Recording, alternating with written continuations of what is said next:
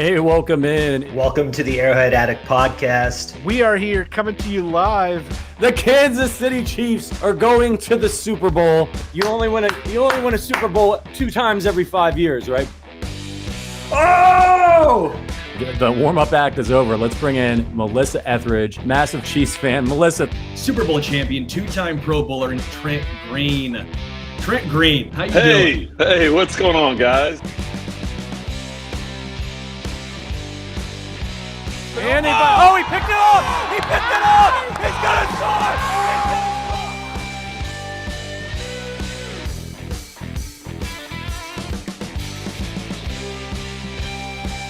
and we'll see you next week. But until then, as always, go Chiefs. And we're singing, Clyde, Clyde, our offense is dry. We only needed 2 yards, but our ground game has died. Every touch you earn brings a tear to my eye. Singing, turns out the first round was too high. It turns out the first round was too high. What's up, folks? My name is Matt Connor. I'm here with Sterling Holmes. I had to do it just for the sake of please entertaining my co-host. I just had to do it. That was unreal. That was legendary. That was the greatest intro to any podcast ever, bar none. Yeah, I appreciate that. That's good. We got a lot to talk about. Clyde's not part of it, but I had to get a Clyde joke in there because he's still driving me crazy, even though we're 6-1 and sitting on the throne of the AFC. Folks, if you're with us, we love you hanging out with us. We love hanging out with each other. We'd do this even if no one was listening, but we're glad you're listening. We got a lot to talk about. We got reunions, we got injuries, we got trade talk, we got legal cases, we've got dominance of the team itself, we've got Taylor and Trav and Pat and Andy and Nick and whatever else is going on. Sterling, there's a lot going on in Chiefs Kingdom, my man. How are you feeling about this whole? How are you in week 8, by the way? I mean, seriously, call me Gnarls Barkley because I'm going crazy over here. This is nuts. Like, we can't have anything normal. Like, there just can't be a normal week. The Chiefs are 6-1. They're atop the NFL, best record in the AFC. They're the 1 seed right now. Everything's starting to click offensively. At least it starts to seem like. You think the defense reverts back to 2018. And next thing you know, they're like, nah, we're just playing with y'all. Chargers, you are not going to score in the second half. Like, what a turnaround. Steve Spagnuolo, here's to you. And then you have Justyn Ross situation. I'm sitting here like, come on. Everything's trending the right way. And then Justyn Ross, who finally starting to get on the field, he had a bad game. I mean, his red zone Ross looks like it's not going to take off anytime soon. And then that. This is just a non-ideal situation. Yeah. Let's dive into that. I mean, that's on the forefront of what everyone's thinking right now, at least on this Tuesday.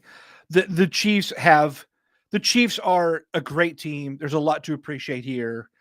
On paper, Justyn Ross is nothing more than a fringe roster player, right? They carried 7 to carry him.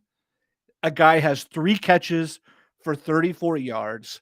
Like the importance of Justyn Ross is not a story to this team, but because of who he's been in college, because of the expectations, because of the promise that he brought as an undrafted free agent, and because of the story coming back from injuries and stuff, it's becoming so much bigger. So, it's not just a small story to most of Chiefs Kingdom. It's a big one.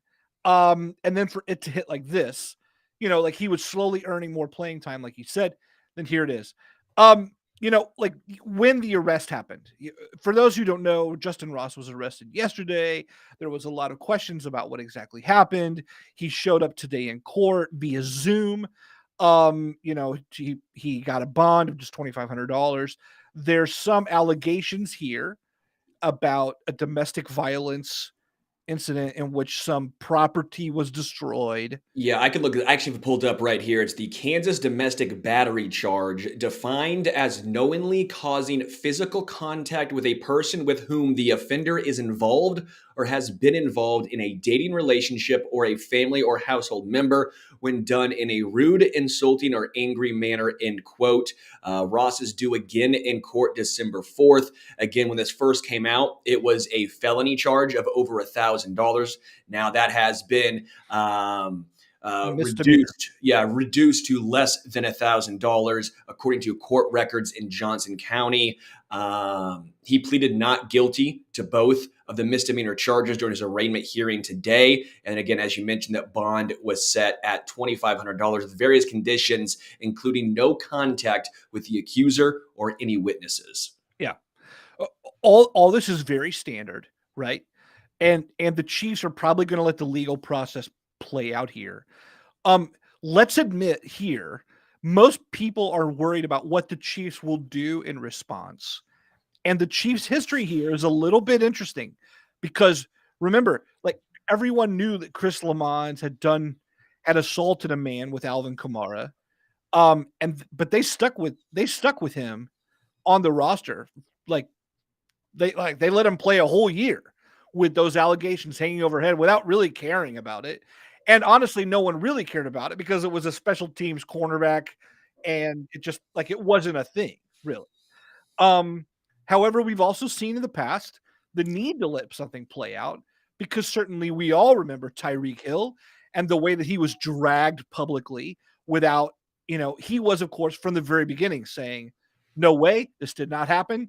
Like, I will defend myself. Like, he was staunchly defending himself here. We're not hearing anything, seeing anything from Ross, contrary to what happened.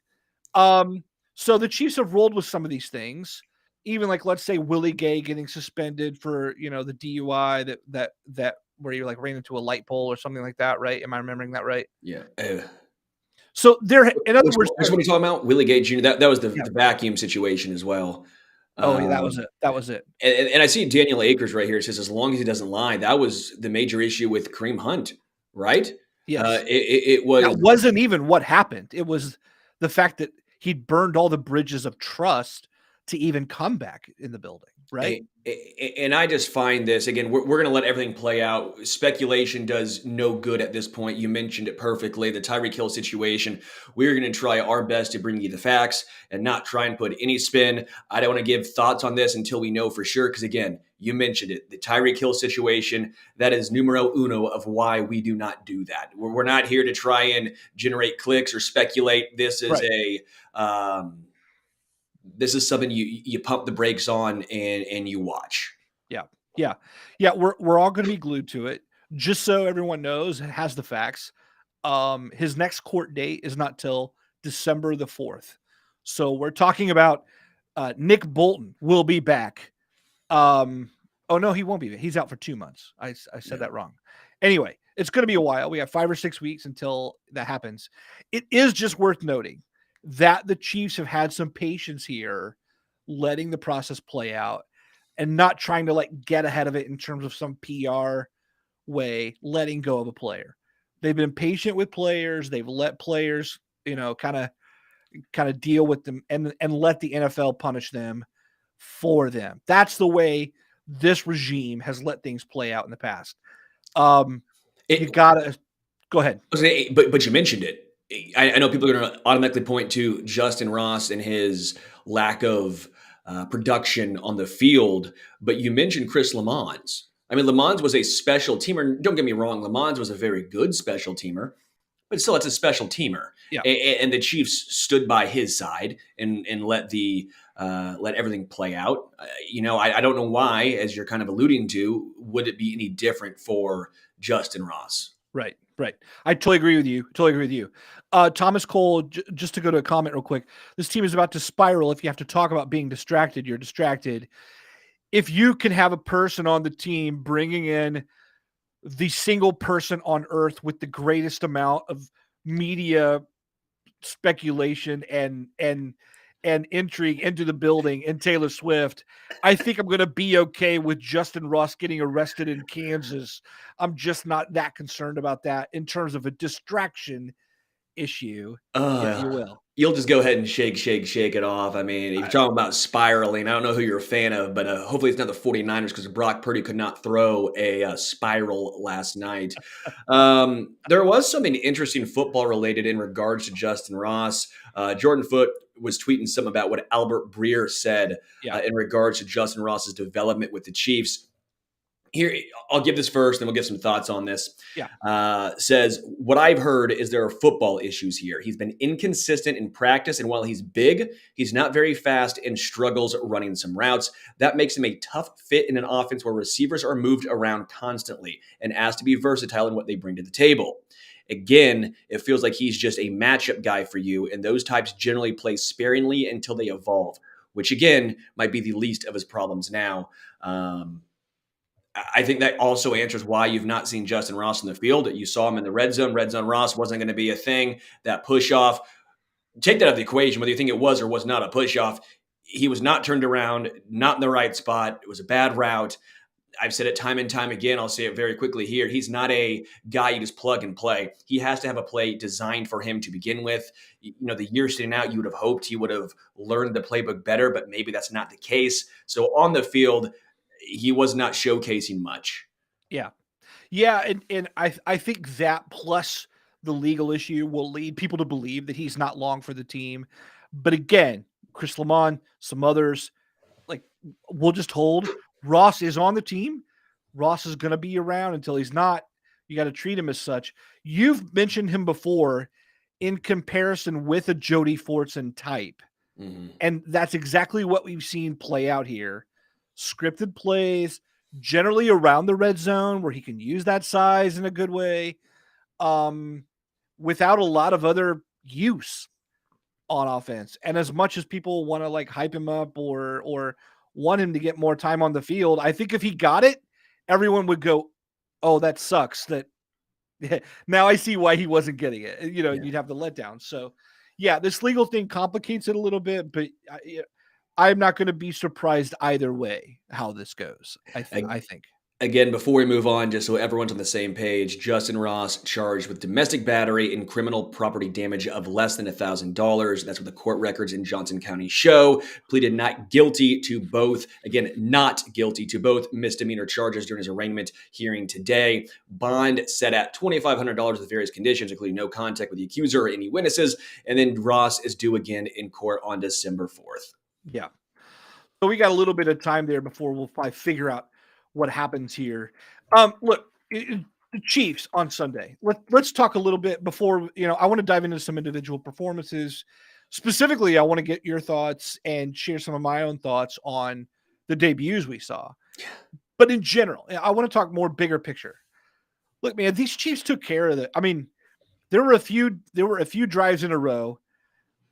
You say it's like a hot knife through butter, right? I mean, credit to Justin Herbert and what Kellen Moore had the Chargers doing. The Chiefs defense had no answer for it. I mean, you're talking one big play after another big play to guys like Palmer and Kelly, right? I mean, and Justin Herbert was dealing. It was great. It looked like a Stafford Mahomes kind of shootout early on, right? And so the Chargers did put up some level of a fight. But then again, I'm watching the Bills. I'm watching them lose, right? I'm watching the Niners fall apart. I'm watching, the Eagles have looked at least somewhat, Jalen Hurts has looked mortal. Now Pat is right in the thick of the MVP race again. The Chiefs defense put the clamps down. I mean, the adjustments they showed in the second half were phenomenal, right? So you've got a top 5-8 defense. You've got a top 3-5 offense. Special teams looking very special. By the way, Townsend and Butker are kicking ass. I mean, we never talk about them, but they're both all pros. They're both all pros. I try and give Butker as much credit as possible because you look around the NFL, and when people were wanting him gone last year, it's why I said, hey, y'all pump the brakes, because you look around. I mean, guys who have been around a long time are getting bounced. They're getting canned. Brett Maher is the latest to get fired. He also lost me my fantasy football week. So, I don't feel too bad. But again, you look around the NFL, it's a lot of missed kicks. Even guys who are great. Daniel Carlson for the Raiders missed one. He's not had a great season. Justin Tucker's missed a couple this year. Butker has been absolutely nailed. So I think you're right to give some credit to the special team unit. Yeah. Here's what overall what I'm trying to say is this. I'm seeing a very, very complete team who also has the assets to go out and even make a big move if they want. And I'm looking at the rest going, no one else looks remotely this complete at all. It just feels like we're watching the dynasty, man. We're watching it. And now these other young quarterbacks are more expensive. People are falling apart. I'm looking at the AFC West going, every team's 3 years away at least. And that's just assuming they rebuild perfectly. I'm feeling so good about where the Chiefs are at after having watched that game and even watch the defense struggle and then adjust under Spags. Like, how are you taking all this in? Are you feeling like I am? Yeah, again, I think the Eagles, I'm trying to take this in totality right now. I don't want to just have an overreaction after 1 week. I think that's just horrendous analysis. I'm not saying you in general, but I'm seeing people like from the national media, not you. I said the national media who all of a sudden are saying, well, the Detroit Lions are bums now. The 49ers are trash because Brock Purdy had 2 bad games. Like, let's take the totality of the season into effect here. Yeah, Brock Purdy struggled. That team is still electric. Trent Williams, Deebo Samuel, they've had a lot of injuries on that team. The Ravens, I've been saying, is starting to creep up and up as a team that the Chiefs need to be a little wary of. Todd Monken, he's been a revelation. I said they're so close to popping offensively. I got bleeped for that. What did they do? They popped offensively against the Detroit Lions. I mean, they are looking really talented, really good. Again, I give a lot of credit to Lamar Jackson, the wide receivers, and Todd Monken. But when you look around, I think you put it very astutely. The Chiefs might be the most complete team. Offense, defense, and special teams. That's what makes them so different. The Eagles, I will say, their defense has struggled some this year compared to what a lot of people thought. Jalen Hurts has struggled, but then you saw against Miami. Miami said, you're not going to run the football against us. We're going to make you throw the football. And what happened? Well, Jalen Hurts threw the football and looks like he's pretty darn good doing it. I think the Eagles are still probably the best team in the NFC. Sure. Sure. If I were putting my money down on it right now, I'm looking at an AFC or a rematch of last year with the Chiefs and the Eagles. I will say, full transparency, I know there's a Bengals fan in here. The Bengals aren't out of it yet. They've struggled, but Joe Burrow needs to get healthy. They've done this the past couple seasons, started off slow. Joe Burrow's calf, I think, is a major impact to what he's done so far. If he comes out of this bye week healthy, T. Higgins comes out healthy, I think they're a team that could get hot. I'm just going to say that they're not as good as the Chiefs. I think defensively the Chiefs are much better. But again, as far as what we have seen, I'm not counting them out. Same way I'm not counting the Bills out just yet. I totally agree with you in the Bengals ceiling. I think they're well coached. I think they're deep. I think they have key talent in the right places. And the history's there. They've succeeded. I'm not going to write them off. Are you? No, you just said it. But they're also last place in their division. I mean, like that division is insane. It's insane. I don't think the Chiefs would falter in that division. I think the Chiefs would win that division. And I don't even hesitate to say that. But the Browns, they all play each other so tough. It's all so physical. Each game feels like a major win. And they play each other twice. I feel like the Bengals are undone by their own division in that way. It will be very interesting. I mean, I love it. I love it because I can't wait. I want Cincy to sink so fast that they take their chili with them, and I actually like that chili. I hate to say it, but I like that chili. Anyway. All I know is the Chiefs are in the best spot. It looks like the offense is getting right. The debut/return to an extent, because he played in the preseason. It's the debut return of Charles Omenihu. It was electric. Ooh. I mean, this is the trade deadline move, but it's something you already had on your team. Ooh. I just keep having to Blew it. A sack, Sorry. a pass defense that turned into an interception, Right. multiple pressures.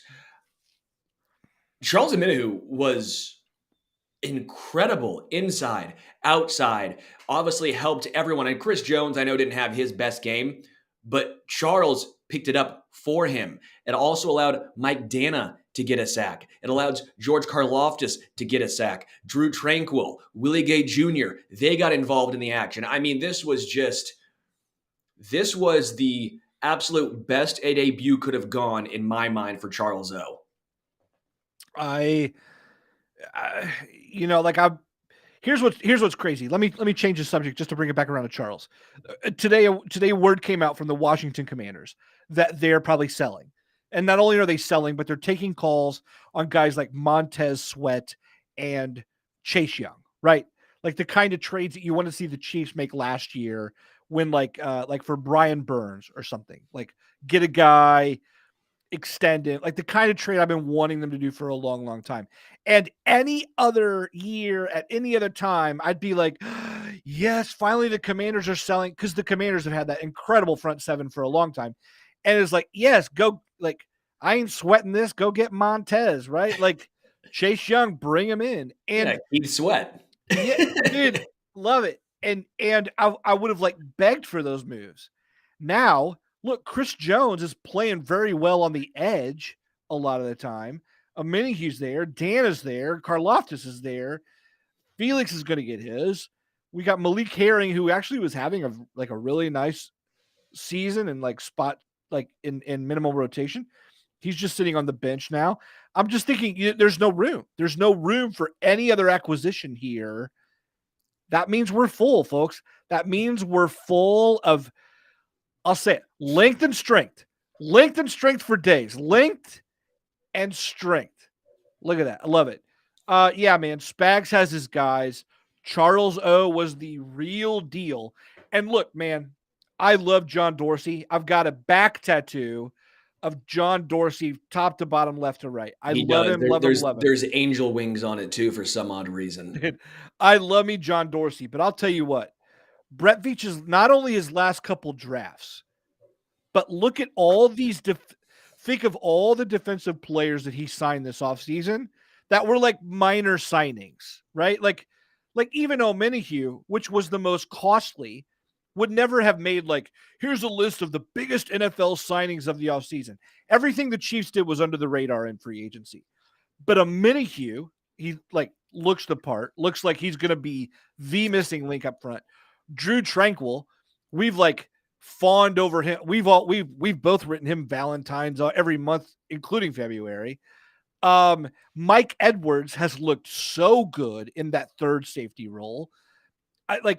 These signings were like just like the draft picks, like perfectly threaded needles, exactly what the coaches need and what they want. Perfectly, like Veach is on a streak, man. Veach is on a streak. It's looking great. Omenihu, you just asked me about Omenihu, and I just brought up like 30 names and whatever. I'm sorry, but yeah, man, it's awesome to see. It's awesome to see.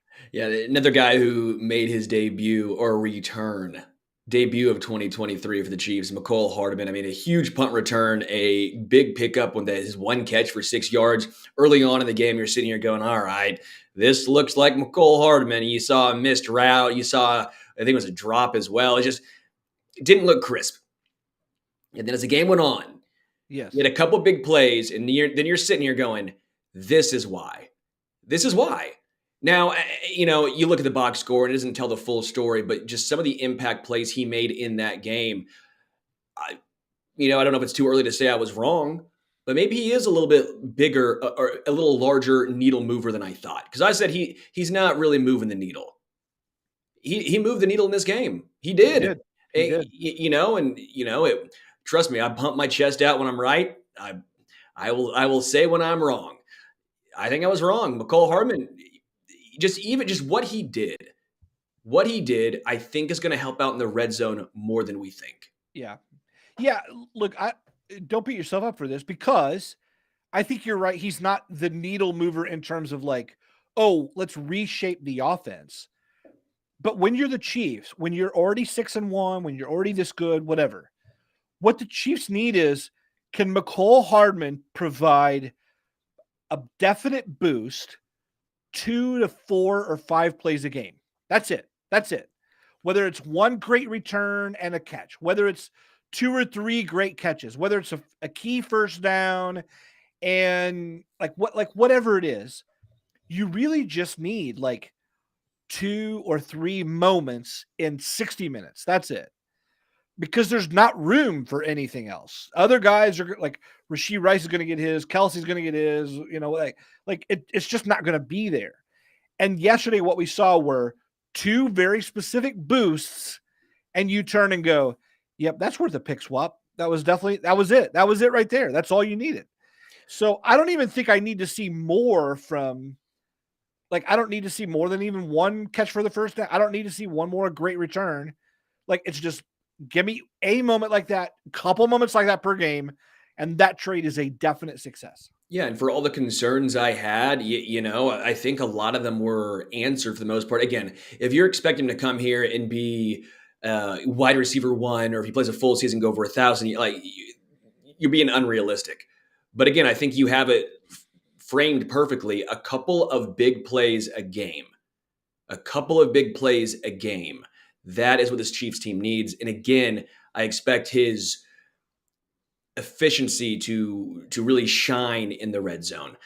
Big shout out to MVS as well. I know Adam Best, he always likes calling him, what's it, a wind sprints out there. That's what he's running. MVS had a really nice game. I got to give him a shout out there. Rashee Rice continuously growing, 60 yards, a touchdown. But Travis Kelce, strongest hands in the game. Dude. I mean, dude, the hand strength to not lose the ball is absurd. But if you're the Chargers, wouldn't you think you maybe guard Travis Kelce? Did that ever cross their mind? How are they just you know what? We're going to run zone. And what we're going to do is leave a massive hole in the middle of the defense. No chance 87 finds this out. No chance that the best tight end in NFL history understands how zones work. What was the thought process? I don't know. If you had to physically construct a defender to take on Travis Kelce, Derwin James is not that far off of what you would like if you were doing some Madden creative player, you'd pretty much make Derwin James in terms of I need to make a guy who can take on a tight end like that. There's just no answer for it. And the Chargers also played it poorly in that first half. It was bananas to see. Look, man, I'll say this. I thought Tom Hood says it's Brandon Staley. Nothing crosses his mind. I love that. I'll say this. I think I hit the panic button on Travis Kelce early this season. And I was going all the way back to last off season. He was on. He had a back injury that made him questionable in the postseason, if you remember that. And I'm just thinking, man, you got a guy who's put it all out there for a decade, who has now back problems in his mid-30s. And then coming into the season, it was the hyperextended knee that turned into the bone bruise. And then, I think maybe even subconsciously, I thought, he's developing other interests, entertainment wise, building his portfolio, his own brand. And that's fine. I don't knock him for that at all. It wasn't like I was down on him, focus more on football. It wasn't that at all. I just thought, yeah, we're probably seeing Travis in his twilight. But these last couple games, it's not that at all. And he has said the whole time, I'm going till the wheels come off, baby. Right? And I think I had to remind myself, hey, if I'm taking Travis Kelce at his word, he's going to go until he can't go. And he may be on the injury report now more than before, but the truth is he's been an Iron Man until now. And if he misses a game or two, he's still the best by far in the NFL. Let him do it. Let him play 14 or 15 for the next 2-3 years. He'll still dominate the charts. I'm just picturing Brandon Staley just after the 5th catch by Travis Kelce, pointing to his staff and just going, who's 87? Who is this guy? How do we not scout this guy? And you're like, I'm just picturing this, the utter bafflement on Brandon Staley's face, just not understanding who Travis Kelce is. That's the only thing that makes any sense. They're like, all right, we're going to run one-man coverage play against Travis Kelce, and then he goes for 53. Like, there's just no stopping him. It's the fountain of youth. I don't really care that much about Taylor Swift, Travis Kelce. That's their personal life, right? I'm not a huge pop culture guy. That's just not who I am. I just don't care that much about it. But if she is making him that happy and making him play like he's 27 again, I'm all in. I don't give a hoot. I will become a huge Taylor Swift fan. I love Lavender Haze. Great song. Hey, let's talk another debut here, or actually a reunion. We talked about McCole Hardman. Look, earlier this afternoon, if I would have said, let's play a game and be honest with me, Sterling. If I would have said, hey, the Chiefs just reunited with a defensive lineman, you would have thought first, who? Oh, come on. Tom Bahali. Okay, get out of here. Okay. You're not even playing my game. Frank Clark, Melvin Ingram. Of course you think Frank Clark. Then, of course, you probably think Carlos Dunlap. Then maybe you think Melvin Ingram. Then Terrell maybe Suggs. Oh, my gosh. Yeah. I guess I probably would have even thought Danny Shelton, whatever. Oh, no, I know who I was thinking of. Thomas Jones is done playing running back and taking snaps from Jamal Charles, but his biceps are still so big, the Chiefs said they could use him as an edge rusher. That's probably what I was thinking. We're delaying the news here. Mike Pennell is back in the building as part of this practice squad, getting the band back together from 2019. Maybe Ben Neiman's on his way back as well in the wake of Nick Bolton news. What do you think? What do you think of Pennell coming back? I always liked the guy, but what did you take? It's fine. It's depth, baby. That's all it is. It's depth. When you think about it, it's the Chiefs had the draft capital, the swap, if you will, for McCole Hardman. But I think an underrated part was they had to then release Keandre Coburn. And then Keandre Coburn was then picked up by the Broncos. I don't know the Chiefs' thoughts on Coburn, but that was a little shocking to me with Matt Dickerson still on the roster. Nothing against Matt Dickerson, but it wasn't a draft pick spent on Matt Dickerson. It wasn't a 6th-rounder spent on him. I don't know if this is a fill-in for Keandre Coburn to an extent of hey, just in case we play a team that's very run-heavy, we'll throw in Mike Pennell as a run stuffer the way Keandre Coburn was supposed to be. This guy's a veteran. He's not a rookie. That's the only thought process I really have here because I don't know how much Mike Pennell is going to play outside of a handful of snaps if he ever gets activated. Yeah, we're not even seeing Neil Farrell at this point, and we traded a 6th-round pick for him.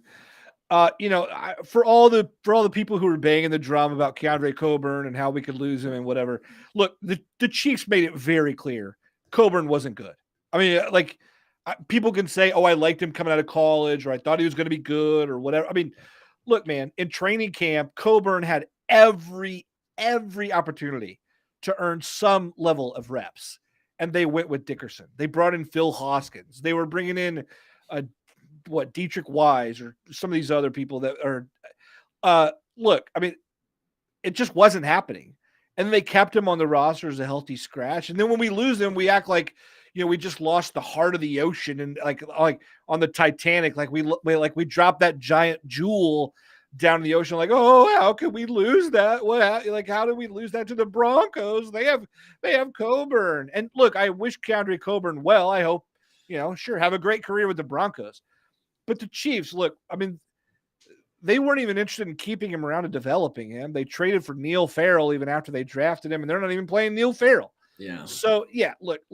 Anyone who was looking at that going, "Oh my gosh, I'm wringing my hands over Coburn," is probably missing the fact that the Chiefs got him, had the coaching staff look at him, and Joe Cullen or someone said, the ceiling here is not what you thought it was. I just find it interesting how people can complain about anything, and I get it. That to an extent, that's kind of, I don't know if complaining is our job, but you try and break down every single move, individual. Sure. But at some point, too, we have to understand Chiefs are 6-1. The Chiefs have been the best team in the AFC for at least 5-6 years now. The Chiefs know what they're doing. They know more than us. I know it's really fun, and trust me, it's not going to stop me. I'll continuously break down each individual move, especially ones I don't like, because it's fun to talk about moves you don't like sometimes more than the moves you do like, right? There's more reason to talk about something like that. That irritates me, and here's why. It's just human nature. Yeah. But also, again, we're talking about a 6th-round D tackle who was very one-dimensional on a team that is 6-1, that has a plethora of defensive line talent right now. They have spent back-to-back first-rounders on defensive alignment. It is going to be okay. Yeah. Hey, look, and let me say this. If I liked Coburn, I would be down with it too. It is a misuse of draft pick. It's not your most efficient use of draft picks. I get it. And look, here's the thing. Here's the other side I hate. I don't know if you feel this way, Sterling, but I also hate the crowd, especially on Twitter, who are like, oh, why are you complaining about anything? Like, the Chiefs are winning. Who even cares? It's like, well, you should care. You should care because the details matter. That's the difference between good and great teams. You only are able to extend winning over a sustained period of time when you're hitting on your 6th and 7th round picks. You should care. And it's called analysis. Like, we're not here to live in like the yellow submarine together, right? We're not like, well, we could. I mean, we could, but I'm not holding hands with you or even digitally and saying like, kumbaya together. We do that off the air, but not like on the air. And so, yeah, man, look, Brett Veach isn't going to hit a home run every time. It's totally fine. We can talk about when he doesn't and celebrate when he does. And it's called nuance. You're allowed to have things are allowed to be both and there's tension. And it's just silly to me when people are either losing their minds over something or not allowing anyone to have any critical thought. You know how boring a show would be if we just agreed on every single thing? Mahomes is great. And this is the Arrowhead Addict Show. See you later. I mean, that would be that'd be a horrible show. I do want to get into the next segment, and you brought it up. Nick Bolton's injury, 2 months, 7, 8 games. This is not fun, not good. As a Mizzou alum, as a huge Nick Bolton fan, as a perpetually think he's underrated, I have a Nick Bolton jersey and it's his rookie year edition, right? I call it his rookie year edition because it's number 32. I'm sad, man. But at the same time, aren't you glad there's so much depth, so much versatility? And Drew Tranquill is the first dude that comes to mind. I mean, first, what are your thoughts on Nick Bolton getting injured? I hate it. We all hate it. I hate it for a couple reasons here. One, I hate it for him and his development. First year looked good. Second year established himself as like the heart and soul of the defense. Third year, this was really about taking on that leadership mantle and establishing himself as like the long-term sort of cornerstone in the middle. That third year when the game's already not too fast for you. Now you can like add nuances to your game, right? Now you can like perfect your technique. And it's been lost, man. It's been lost by multiple injuries. Ankle now, wrist now.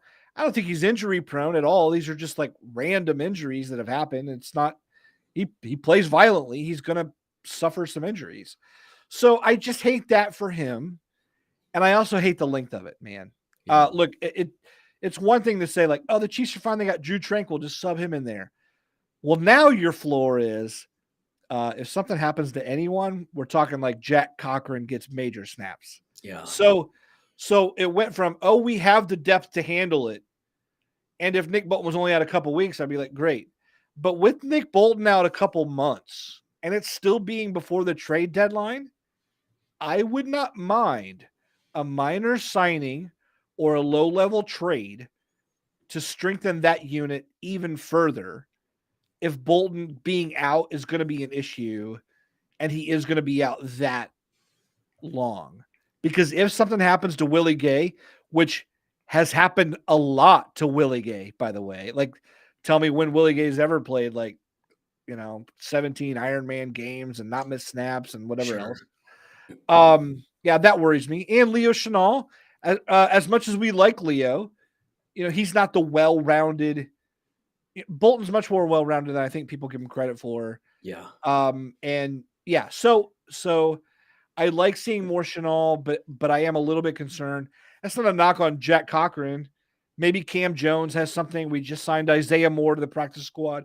These are all young guys, unproven. Who knows? Maybe there's a gem in the works there, but when you have to play a bit, all that to say, when you have to play a Ben Neiman type and give a guy like that snaps, like an unheralded guy whose ceiling is not like the rest, that's the mismatch that everyone chases and exploits.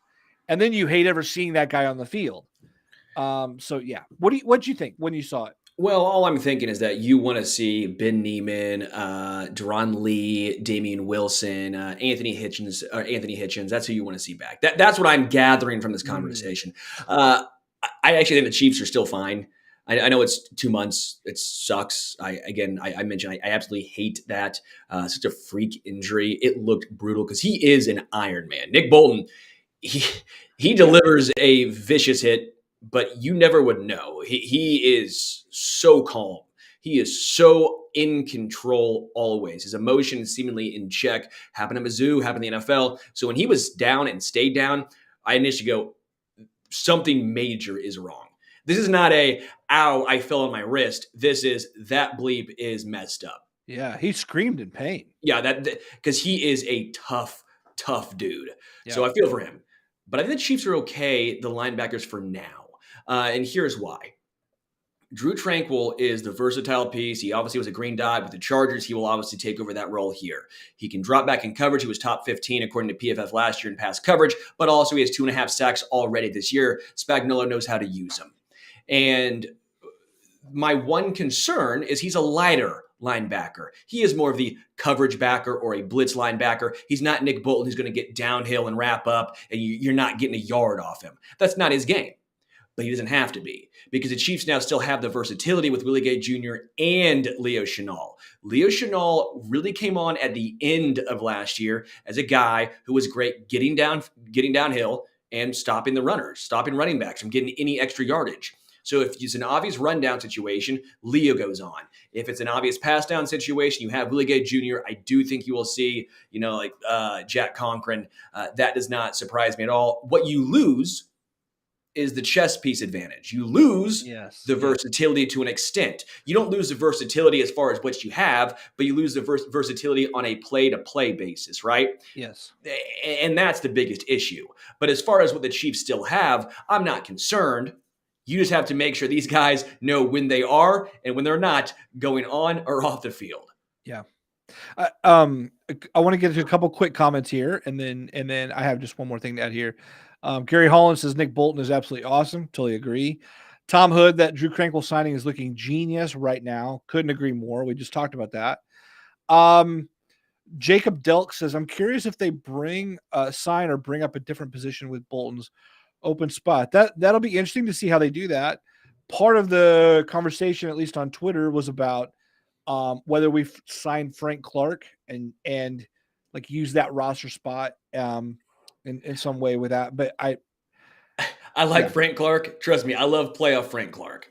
But the Chiefs don't need an extra defensive lineman right now. Yeah. That is not where the Chiefs at this point need to spend not money, but a roster spot. I know we all want to see, or some of us want to see Frank Clark back because the memories. We want to see the playoff success. We want to see him eventually take that number one spot, all-time playoff sacks. That's great and all. But at some point, you got to also realize you're building a team. You're not building accolades. Chiefs care more about winning Super Bowls than getting Frank Clark some padding stats or some stat pads. Like sure. That's not what it's about. So I'm not saying the Chiefs won't bring back Frank Clark at some point this season because, again, I still think he will play a snap at some point. But it's going to have to take realistically an injury or just the attrition that happens in any given NFL season for that to happen. Yeah, I don't know what's going to happen with that roster spot. That's a good question brought up by a commenter. I will say this. I think what this will allow for the Chiefs, they're going to have to play a little bit lighter. We've seen very little Shamari Connor in this. I think what this will allow them to do is play even 3 or even 4 of the safeties. You play a little bit lighter at times than maybe you would like to, but that also has its advantage in coverage too. And so I think we're going to see a little bit more. I don't know that they'll lean so much into their linebacker depth. I think what they'll do is they'll rely more on more like hybrid safety linebacker types and allow those guys, Edwards, Connor, to play more. And honestly, we haven't seen Shamari Connor play too much. I think he played like one snap on Sunday, or it was like very, very minimal. So, we liked him in the preseason, but he's been, he hasn't been needed at this point. So that would be my guess. And what's interesting is the Chiefs actually have, according to the snap weighted basis of how many snaps guys get, the league's youngest defense in the NFL with an average age of 25.4 years. So they're this good, this young. ESPN's Bill Barnwell has the Chiefs as the number 2 ranked defense in the entire NFL right now. This is just a complete defense. Right now, they're ranked 6th in lowest EPA per play allowed, 3rd in lowest dropback EPA. I think the one concern you have with going lighter is they were already, I don't want to say bad, but the weakest part of the Chiefs defense was against the run. Yep. Now Nick Bolton, and that's where his skill set really thrives. Yeah. That's the only concern I really have. That's why I think Leo might play more than people are originally thinking. I think Leo might be the biggest benefactor, obviously outside of Drew Tranquill, probably more so than Willie Gay Jr. Because if you do go Brian Cook, Shamari Connor, you're getting even lighter. As good of tacklers as they are, they're good tacklers for secondary members. That's not the same as a linebacker that gets downhill. Yeah. The way I'll one more note on linebackers, and then we can move on. And I don't know if you agree with me here. Seeing how this amount of talent and depth at linebacker has transformed this defense from like good to like elite makes me like Drew Tranquill's going to be a free agent. Willie Gay is going to be a free agent, at least on the paper right now. Whether they re-sign one or both those guys or whatever or not, it makes me think if you let one or even both those guys go, you still need in next year's draft a day 2 pick at linebacker, because having this amount of depth and talent for Spags to use in the second level is turning out to be franchise changing. Yeah. And so I know they used a second, then a third on Gay, on Bolton, and then Chenal. But as these guys progress and maybe move on, I think keeping the pipeline of talent coming in at linebacker, especially young like this, is really essential. They're hitting on these guys, and these guys are elevating the team with them. Yeah, they're taking them higher, if you will. And Spags is welcoming these linebackers with arms wide open. It's not my own prison. If I had just one wish, only one demand, I hope he's not like me. Oh, look, we gotta take my last breath if we don't move on. Dude, we gotta Scott Stapp all this. Richard. There it is. Our producer in our chat right here said, please Stapp, as in Scott Stapp. That was a little behind the scenes greatness for We've kind of created his own prison, and it just is not working out. All right. Clearly the wheels are coming off this thing. We've talked about most things here. Speaking of Richard, let's just bring him in. We're at the end of the show. It's time for the must list? Let's bring in Richard. I would like to see Richard in here. Hey guys, how's it going? Richard, are you against Creed or against our? No. I was just trying to play along. I told them in the private chat. I said please stop, and then I corrected it and said stop. But I think it's fun. Are you against our puns, Richard? I'm not. I was trying to join in there. Look at that. Do you typically roll your eyes? I do not. No. You can tell us.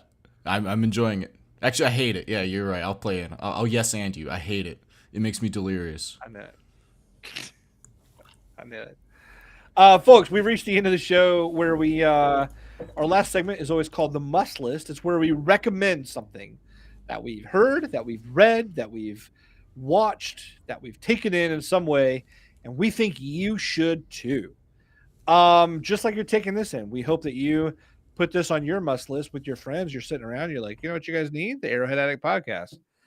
Which, by the way, if you enjoy this, please hit that like button, subscribe to the channel, all that stuff. Sterling, it's the difference between Sterling being able to eat or not. It Seriously, truly is. without this, I get no more peanuts, and I need these. These give me sustenance to live. Connor, can you do your best in the arms of an angel? With one like a day, Sterling can get one peanut added to his jar. With one like a day, Sterling can pay to keep his hair coiffed. With one like a day, his mustache will grow. And all right, let's keep going.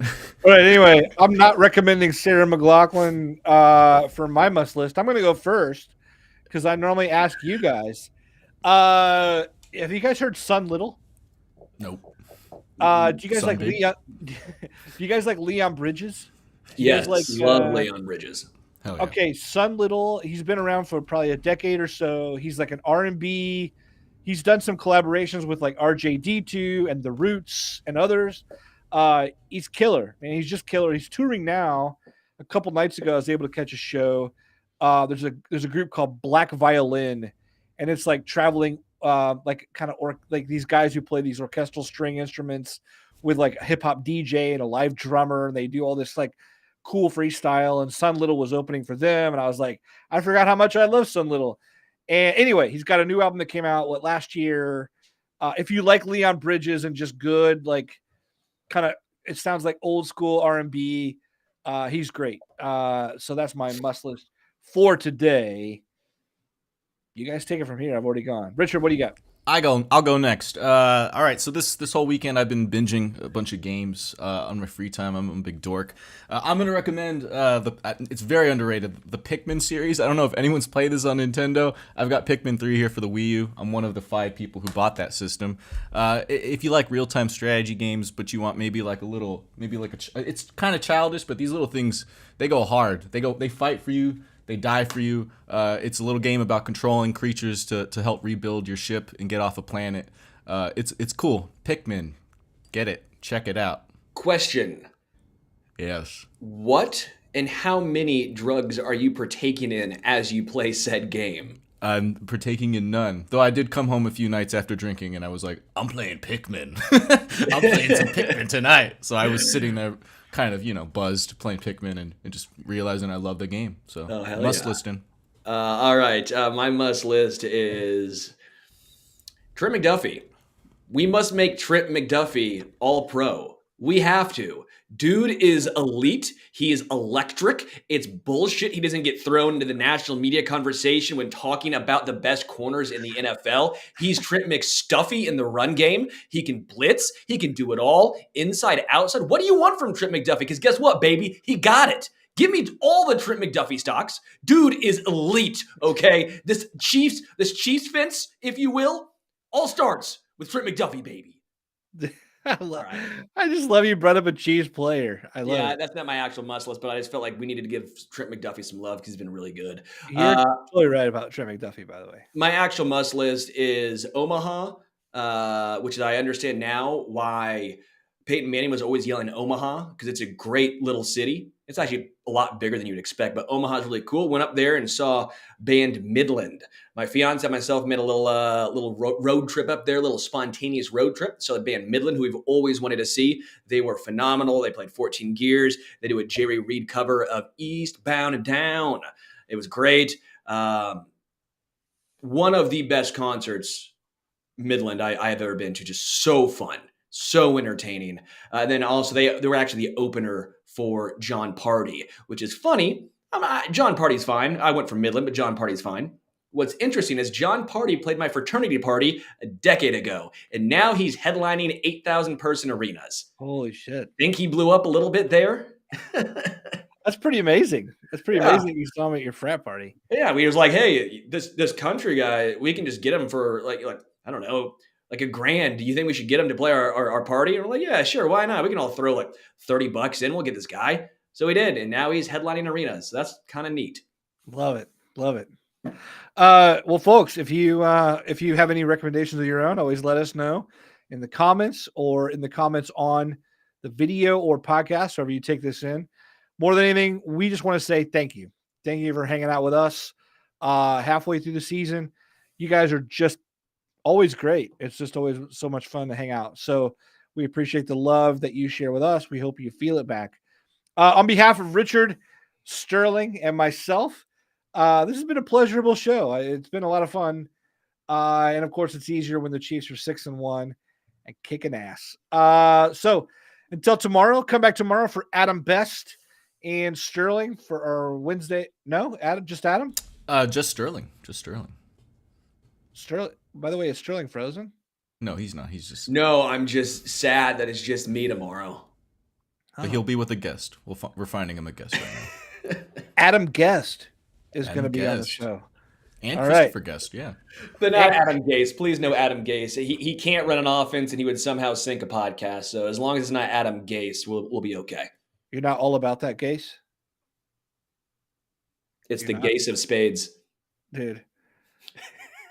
I saw that sign. Ace of Gase. All right. Hey, well, Richard says we're out. So I'm sorry, folks. We're out. I'm sorry.